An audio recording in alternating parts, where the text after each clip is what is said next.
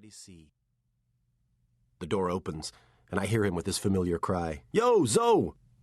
Usually I can't help but put aside my pain and hoist myself to my feet, wag my tail, sling my tongue around, and shove my face into his crotch. It takes human-like willpower to hold back on this particular occasion, but I do. I hold back. I don't get up. I'm acting. "Enzo?" I hear his footsteps, the concern in his voice. He finds me and looks down.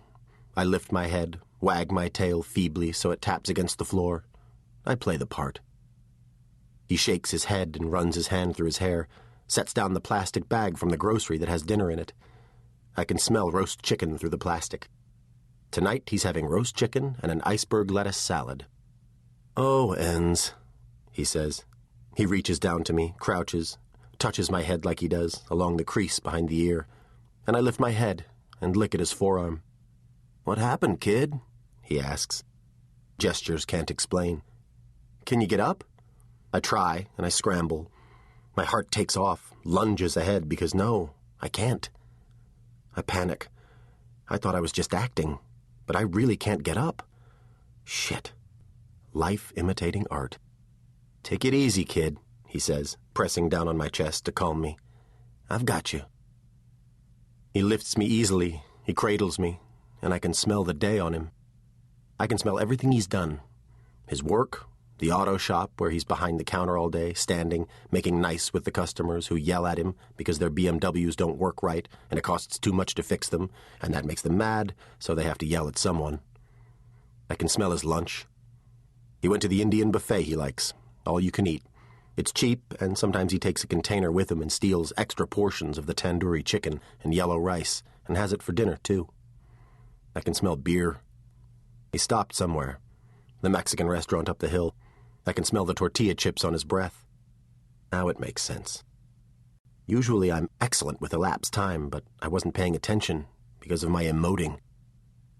He places me gently in the tub and turns on the handheld shower thing and says, "Easy, Enz." He says, "Sorry I was late. I should have come straight home, but the guys from work insisted.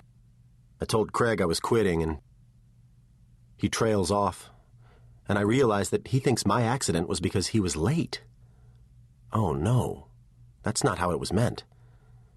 It's so hard to communicate because there are so many moving parts. There's presentation, and there's interpretation, and they're so dependent on each other, it makes things very difficult. I didn't want him to feel bad about this. I wanted him to see the obvious, that it's okay for him to let me go. He's been going through so much, and he's finally through it. He needs to not have me around to worry about anymore. He needs me to free him, to be brilliant. He is so brilliant. He shines. He's beautiful with his hands that grab things and his tongue that says things and the way he stands and chews his food for so long, mashing it into a paste before he swallows.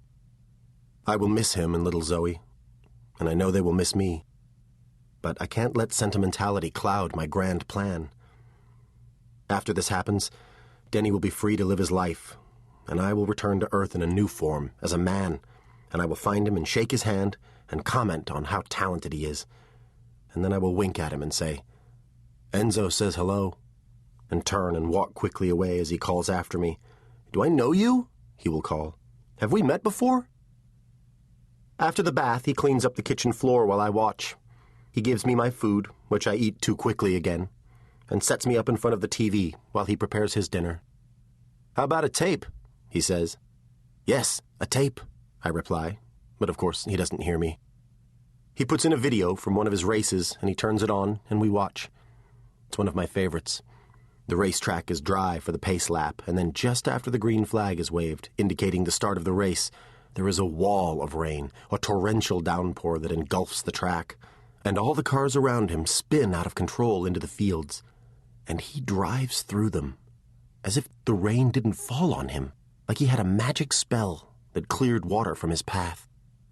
Just like the 1993 Grand Prix of Europe, when Senna passed 4 cars on the opening lap. 4 of the best championship drivers in their championship cars, Schumacher, Wendlinger, Hill, Prost, and he passed them all, like he had a magic spell. Denny is as good as Ayrton Senna, but no one sees